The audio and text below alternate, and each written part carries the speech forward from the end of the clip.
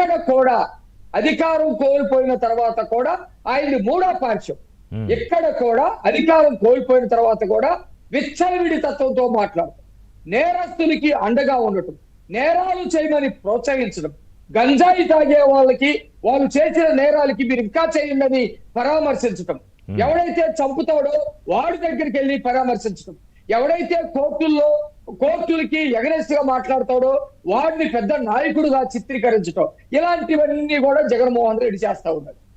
జగన్మోహన్ రెడ్డి తోటి నమ్మినటువంటి వాళ్ళందరూ కూడా ఇలాంటి వాళ్ళే ఉంటారు. ఇలా నేను ఉండలేననుకున్నటువంటి వాళ్ళ సంఖ్య 1% కూడా లేదు.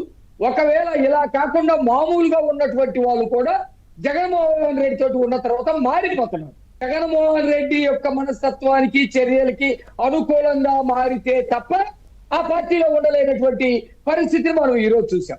మీరు చెప్పినట్లు పోటీ పడతా ఉంటారు.